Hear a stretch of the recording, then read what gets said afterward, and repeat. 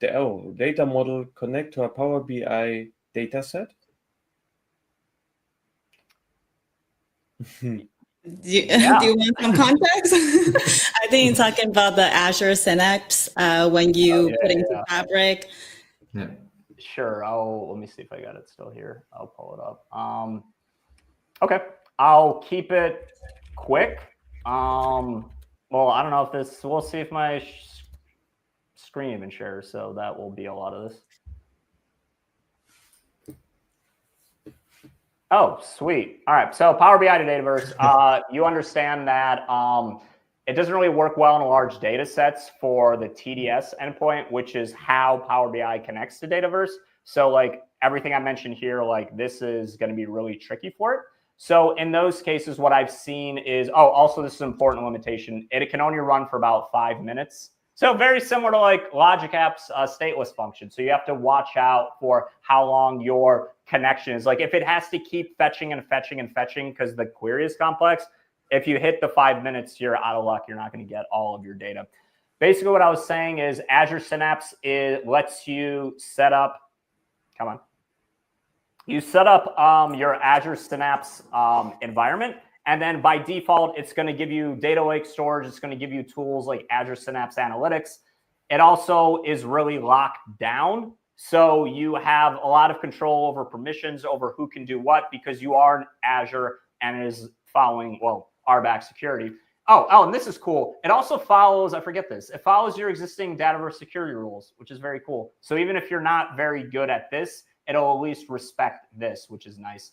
So yeah, you would get all of these tools that you can do different things. Like you can either connect it from Power BI. You can use, like Spark and run, connect to it. You can run certain other data jobs if you want to. You have a lot of different options once you put all of this into Synapse or into Fabric. Okay, cool. Thank you. And now Ulrike asks, how do you effectively communicate the importance of performance optimization to business stakeholders who might underestimate its impact? Yeah, I feel like I've been talking a lot. Does anybody else want to take this? I'm happy to take it. I just, there's a bunch of smart people in the room. So I think most of them came for you, Sean. That's why you have first hand. I feel like should call it the Sean show. So it's like how do you effectively money?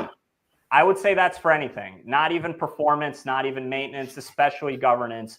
So there are three things that stakeholders care about in my entire experience. You either are making them more money, you are saving them money, or you are securing their systems. Everything you do has to connect to those three. If you can't find an explanation to those three, they won't care. So if you're saying, I'm taking my building this Power Automate job that's going to save like 7 seconds on every transaction, like who cares? That's just math and nerd talk. Nobody cares. But by saving 7 seconds on every transaction means that my customer gets to complete their shopping cart purchase within 7 seconds and doesn't have that delay to start to think maybe I should cancel my purchase. And then can we see how many cancellations happen? And then after you built this, prove to them that, hey, cancellations went down by like 20%, which means we made like 30K more a year.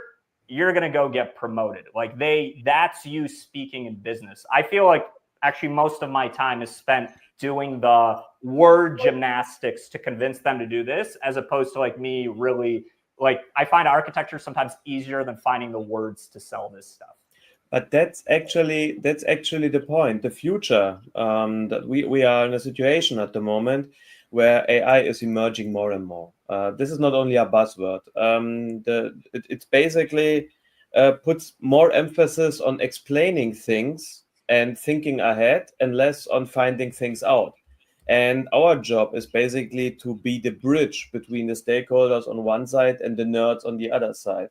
So being able to effectively communicate why we are doing this in a way that matters is far more important than having the correct answer. The correct answer is what brings the business ahead. This is why they basically want us.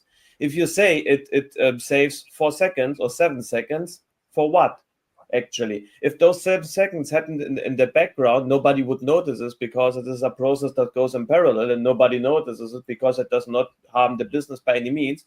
nobody cares. You won't get any money. You need to justify something that is not justifiable as long as you are not a nerd that likes to do refactoring.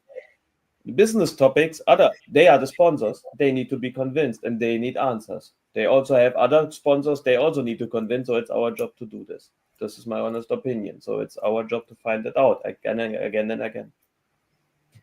That's something I would put it into AI and translate your nerd talk into business talk. And exactly.